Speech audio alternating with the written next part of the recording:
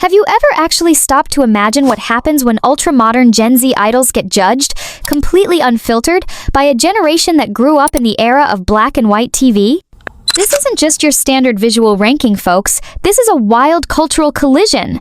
Honestly, I was skeptical at first. Could these American seniors really relate to the vibe of today's youth? But it turns out, those seasoned eyes caught details and auras that we often overlook because we're too blinded by trends. The result? It left me jaw-dropped and thinking hard about what real beauty standards actually look like. Curious to see who managed to completely captivate these seniors. Let's dive right into the list. Yoonchae. You know, starting this list at number 6, I felt a weird pang in my chest, a mix of protectiveness and a sudden, jarring realization about how differently generations perceive the concept of a woman. When the image of Yoonchae flashed across the screen for these senior Americans, the reaction wasn't the stunned silence of attraction, it was a collective, audible coo of endearment. And that right there is the problem, or rather, the fascinating disconnect. We are talking about a girl who fought tooth and nail in the debut, Dream Academy, proving she has the grit of a veteran, but to these eyes seasoned by decades of life, she didn't register as a beauty icon in the traditional sense. She registered as a child, as someone's adorable granddaughter who you'd want to bake cookies for, not put on the cover of Vogue as a siren. It's a harsh reality check for us in the K-pop sphere where youth is the ultimate currency, isn't it? We obsess over her pristine skin, her rounded doe eyes, and that soft, almost plush facial structure that screams, "Stan Attractor," but the seniors. They were looking for angles, for shadows, for a history written on a face, and they just couldn't find it here. One gentleman even hesitated, looking almost guilty rating her because, in his words, she looks like she should be in school. That hit me hard. It wasn't a critique of her features, which are objectively flawless. Let's be real, but a critique of the vibe. It forces you to question your own lens. Have we normalized the consumption of extreme youth to the point where we forget that to the outside world, this is just innocence? Yoonchae's placement here at the bottom isn't a lack of beauty. It's a barrier of time. The seniors acknowledged her prettiness, sure, but they categorized it as cute. And in the brutal hierarchy of a beauty ranking, cute is the little sister of beautiful. It lacks the danger, the mystery, and the weight that these older folks crave. It's a fascinating psychological study. Really, while Gen Z sees an icon in the making, the boomer generation sees a kid playing dress-up. And honestly, as much as I want to defend her visual power, I can't entirely blame them. There is a specific kind of gravity that comes with age, and Yoonchae, with all her bubbly, radiant light, is just floating too high for them to catch. It's not a loss, folks. It's just a completely different language of aesthetics. Megan! All right, brace yourselves, because seeing Megan landing here at number 5 honestly made me pause the video and just stare at the wall for a solid minute, to process the sheer disconnect between fandom hype and the raw, unfiltered gaze of the older generation. We are talking about the girl who brings that undeniable American it factor, the kind of effortless cool that usually dominates the screen. Yet, for these senior citizens, that very familiarity seemed to work against her in the most bizarre way possible. When they looked at Megan, they didn't see the fierce, runway-ready model that we see in those high-gloss magazine shoots. They saw approachability, they saw the friendly cheerleader, the reliable neighbor, the face that screams sweetheart rather than siren, and in the brutal, cutthroat world of beauty rankings, being safe is unfortunately a one-way ticket to the middle of the pack. It drives me crazy because if you look closely, really look, Megan has features that are structurally perfect, a jawline that could cut glass and a smile that lights up a stadium. But the seniors kept using words like cheerful and lovely, which are great compliments for a personality test, but for a visual ranking, it felt like a backhanded pat on the head. One senior even mentioned she looked like someone you'd see in a soda commercial from the 60s, which is a compliment to her timelessness, sure, but it completely misses the modern edge, the baddie energy that she cultivated through blood, sweat, and tears during the grueling Dream Academy survival show. It makes me wonder deep down, do we undervalue beauty that feels accessible? Are we so conditioned to think that true beauty must be distant, cold, and intimidating, that when we see a face full of warmth and genuine life like Megan's, we automatically deduct points? It's a psychological trap. I wanted to shake the screen and yell, "Look at the intensity in her eyes when she performs." But of course they were judging static photos, freezing her dynamic soul into a single frame, and in that stillness, her vibrant energy was mistranslated as just being cute. It's a tragedy of context, my friends. Megan is the visual representation of resilience. Remember how she fought her way into the group against the odds? But that grit doesn't show up on a surface-level scan by a generation used to Hollywood glamour queens. To me, placing her at 5 is a crime against her versatility, but it teaches us a valuable lesson. Sometimes, having a face that feels like home prevents people from seeing you as a star. And that is a bitter pill to swallow for anyone rooting for this absolute powerhouse. Lara! It is frankly shocking, and I mean jaw-droppingly surprising to see Lara sitting at number 4 because, in my personal book, she is easily top-tier material, but this specific placement reveals a massive, almost uncomfortable generational gap regarding what power looks like on a woman's face. When Lara's image popped up, the atmosphere in the room changed instantly. The cozy, warm cooing we heard for the previous members stopped dead, replaced by a serious, analytical silence that made the hair on the back of my neck stand up. Because these seniors weren't looking at a sweetheart anymore, they were staring down a siren and they didn't know how to handle it. Lara Raj, with her striking Indian heritage and those mesmerizing, large, expressive eyes, brings a level of intensity that frankly scared some of the older gentlemen. And I mean that literally one of them actually pulled back in his chair and muttered that she looked intimidating, which is basically code for a woman who knows her worth and isn't afraid to show it. It frustrates me to no end because we are looking at a girl who defined confidence during the debut, Dream Academy, a vocal powerhouse who carried herself with the poise of a veteran diva. Yet that very strength is what pushed her down the list in the eyes of the older generation. They kept using words like sharp, fierce, and intense, but in a tone that suggested these were flaws rather than features, which drives me absolutely crazy because in the modern fashion world, those are the exact traits that land you on the cover of Vogue. It forces us to ask a difficult question. Are we still living in a world where older societal standards punish women for looking too strong?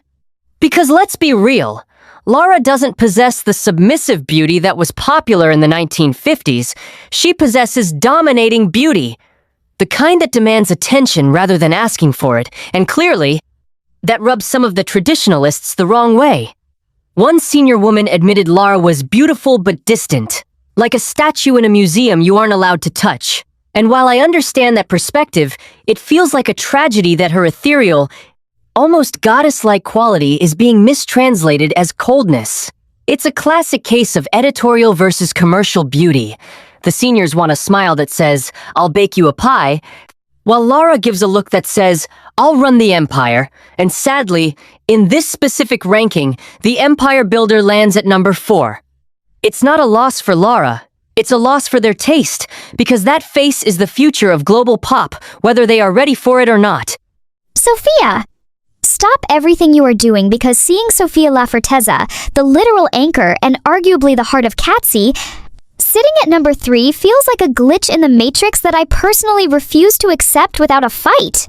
We are talking about the girl who dominated the debut Dream Academy with a grace that was almost terrifying, the one who consistently ranked high because she possesses that rare, universal Disney princess quality that transcends borders, yet somehow, to these American seniors, that absolute perfection translated as safe rather than sublime, and it makes me want to scream into a pillow. When Sophia's portrait appeared, the room filled with nods of approval, solid, respectful nods, but there was a distinct lack of gasps, and that silence haunts me. They described her as reliable, sweet, and the kind of girl you bring home to mom, which sounds fantastic on paper, but in a beauty ranking, being the sensible choice is a death sentence for the top spot. It creates this maddening paradox where Sophia is punished for being too polished, too symmetrical, and too put together. It's as if her lack of flaws made her less human to them, less grippable. Like a marble statue that you admire but don't fall in love with. I found myself pacing the room thinking, do do you not see the fire in her eyes?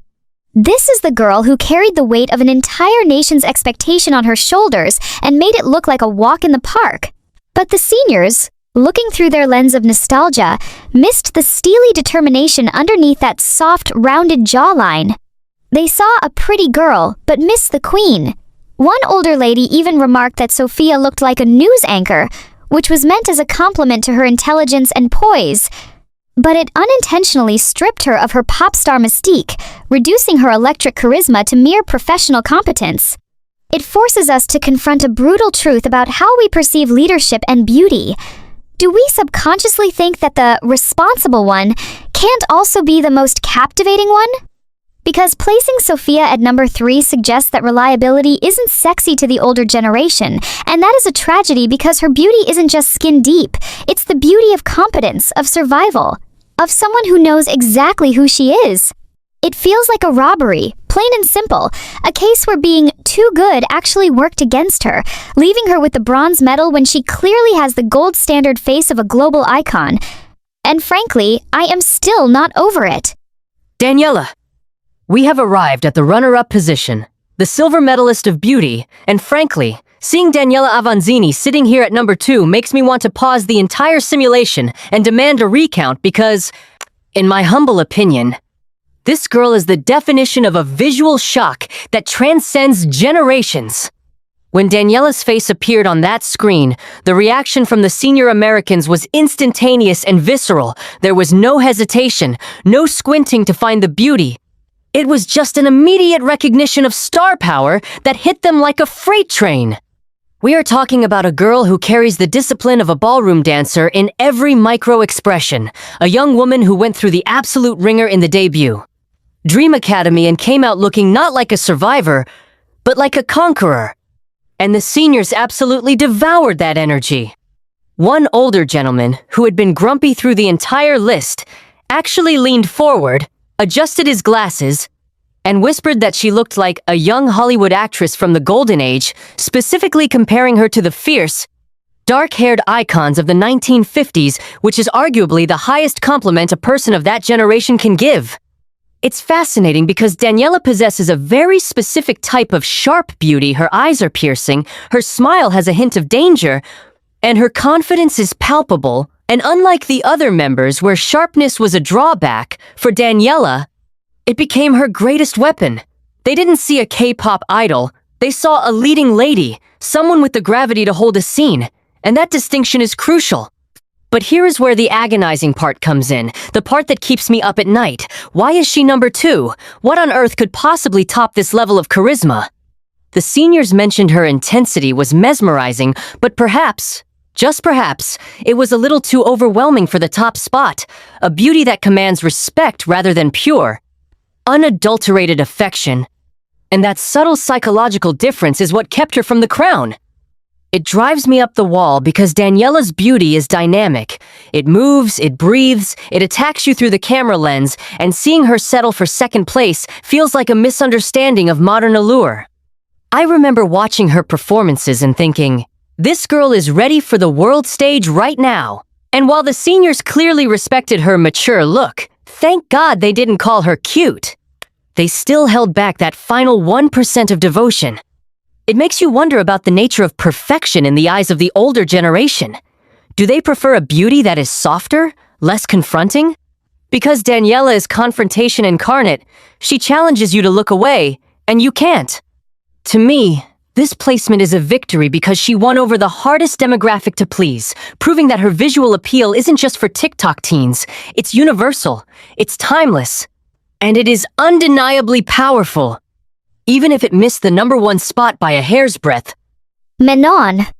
Ladies and gentlemen, we have finally reached the summit, the absolute peak of this visual mountain, and frankly, seeing Manon claim the number 1 spot is the least surprising yet most validating moment of this entire experiment because, let's be honest, the universe clearly picks favorites.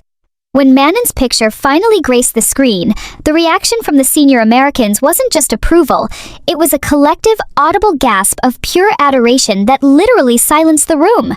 We are talking about a girl who walked into the debut, Dream Academy with barely any formal training and yet managed to capture millions of hearts simply by existing.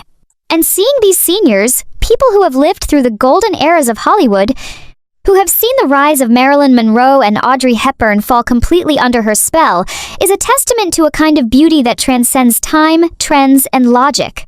One elderly woman, who had been critical of everyone else, just sighed and said, "Now that is a movie star," while the men seemed to straighten their ties instinctively, mesmerized by a face that looks like it was hand-painted by the gods themselves.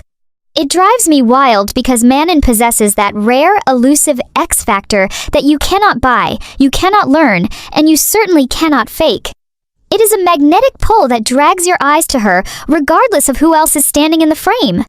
The seniors didn't see a K-pop idol or a dancer in training. They saw a Disney princess come to life, specifically comparing her to a modern-day Snow White, with that striking contrast of dark hair and porcelain skin.